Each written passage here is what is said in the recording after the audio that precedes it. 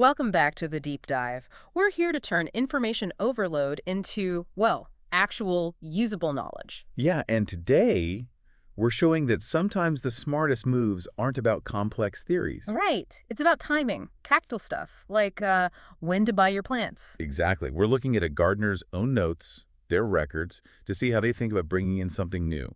Risk, reward, the whole deal. So the source material is Notes on Gardening, Part 704, exploring the easy propagation of begonia. And like you said, this isn't some generic guide. It's someone's actual plan unfolding. Mm-hmm. What's really interesting right off the bat is this tension. The notes flat out say this gardener usually prefers Coleus. That's their go-to. Yeah, they mentioned begonias way back, like quite some moons ago in Part 470, but just briefly. Now suddenly it's the main event. So that's the big question, isn't it? If you love Coleus, why pivot to begonia? What makes this plant right now worth focusing on, especially for propagation? That's what we're going to unpack. Yeah. When does preference get pushed aside for, well, strategy? Okay, let's kick things off with maybe the most practical bit for you listening.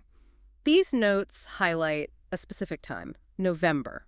Right, November is called out as a great time to visit local plant nurseries. And why November? What's the logic there? Well, it's pretty straightforward market timing. The notes say nurseries run clearance sales then. Ah, before the upcoming festive season, they're clearing space. Exactly. So it's a deliberate move. Grab things when they're cheaper, maximize your opportunity, minimize the cost. That makes a lot of sense. I mean, trying a new plant can be pricey, and if it dies on you, well, that's money down the drain. Mm-hmm. And the author actually notes finding this begonia mix at an affordable price that fits my wallet size. So it lowers the stakes for experimenting. It does. But hang on, let's address the elephant in the room. Clearance plants. Aren't they usually like half dead, stressed out? Isn't that risky? That's a fair point. And yeah, often they are stressed. That's the catch you have to navigate. So how do you balance that, the cheap price versus the potential poor quality? Well, I think the key is what the gardener plans to do next, which we'll get to. Propagation. Ah, right. If you know the plant is tough and really easy to multiply, like this begonia apparently is. So maybe the state of the first plant doesn't matter quite as much. Exactly. The cheap price lets you test the species in your conditions without betting the farm on that one specific clearance plant surviving long term. It's a calculated gamble. Okay, so the timing enables the low cost, which enables the low risk experiment. Got it. Right. So back to that tension point, the preference. While I generally prefer Coleus over begonia, why the switch? Why begonias now? And this is where it shifts from just saving money to really detailed garden assessment. It wasn't about looks or preference this time. It was pure function. Function? How so? The notes are really specific.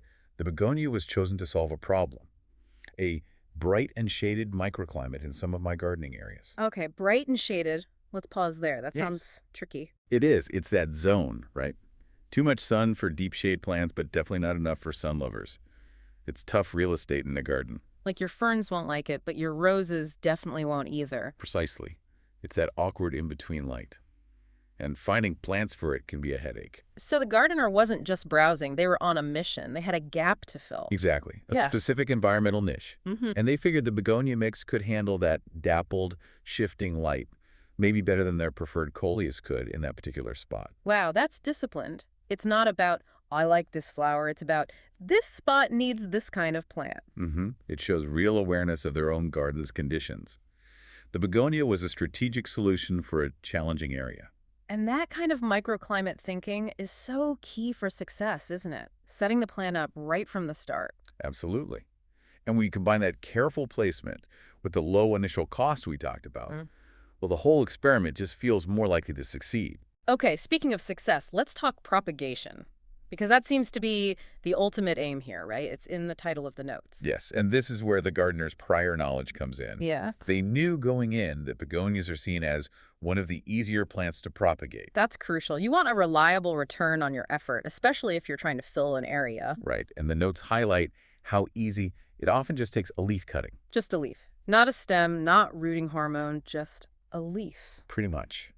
That simplicity is huge. Mm-hmm. Think about it. Mm-hmm. You want to fill that tricky, bright, but shaded spot quickly. Mm-hmm.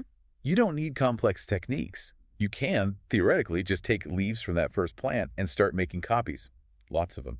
Easily. So you can basically print new plants for those difficult spots. Quickly, cheaply, low effort. Okay, I see why that makes the initial low-cost purchase even more attractive. It totally justifies it. It's not like trying to propagate something really finicky. For you, the learner, finding plants like Begonia known for easy propagation, Yeah. that's a fast track if you want to multiply your stock without a ton of hassle. All right, so we have the smart purchase, the perfect spot identified, and a super easy propagation method lined up. What's next? What did the gardener actually do once the plant was home? And this, for me, is maybe the most telling part. The discipline continues. They didn't just start chopping leaves off right away. No, what was the first step? The first step, according to the notes, was simply to place the plant in a suitable microclimate within my garden area and observe. Just watch it for a bit. Observe. Observe what? Well, it's a deliberate observation with two clear goals. It's a test, really. Okay, what's goal number one? First, they need to see if their assessment was right. Does the plant actually thrive under new environment? Ah, so confirm the microclimate hypothesis. If it struggles right away, maybe that spot wasn't as perfect as they thought. Exactly. And if it fails that first test, the project stops there. Minimal time wasted. Low cost, remember. Makes sense. Okay, and the second goal of this observation period. This one's maybe even more important. It's about the human element.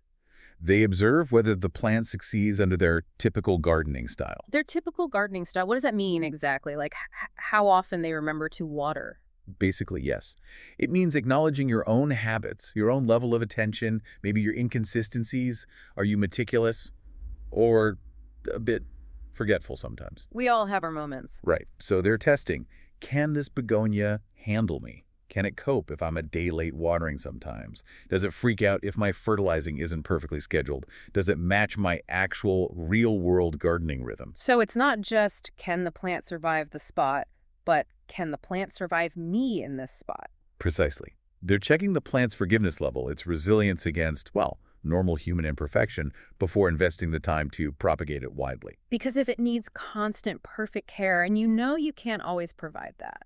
Then multiplying it is just setting yourself up for failure on a larger scale. You end up with lots of struggling plants. Wow, okay. So this observation phase is critical for making sure the whole system, plant, place, and person, is actually going to work long term. It's about confirming the compatibility. Is this plant low maintenance enough for my style? That's essential for sustainable success, especially if you plan to scale up. That's a really powerful insight. Patience and self-awareness before jumping into the exciting part. Confirm the fit first. Okay, what a fascinating dive from just a few notes. Yeah. Let's recap the key takeaways for everyone. Right. First, think about November. Those nursery clearance sales can be a strategic goldmine for trying new things cheaply. Yep. Second, choosing the right plant often means solving a specific garden problem, like that tricky bright and shaded microclimate, even if it's not your usual favorite plant. Function over form sometimes. And third, the appeal of begonia here was boosted massively by knowing it's famously easy to propagate, often just from a single leaf. Low effort, high potential yield. And don't forget that crucial final step. Observe first. Test the plant not just in the environment, but against your own actual gardening habits before you commit to multiplying it. Right. Confirm that resilience. So here's a final thought for you to chew on, something that builds on this idea of easy propagation. Okay. If a plant like this begonia is incredibly easy to propagate, just needing a leaf, what does that ease itself tell us about the plant's likely compatibility with a gardener's typical, maybe slightly imperfect style? Does that inherent toughness, that simplicity in reproduction almost act like a built-in buffer? Does it make the plant more forgiving of those little inconsistencies we all have, making it, paradoxically, an ideal candidate for someone who knows they aren't always perfectly attentive? That's interesting. Is ease of propagation a sign of forgiveness? Something to think about as you look at your own garden successes and challenges. That's all for this deep dive.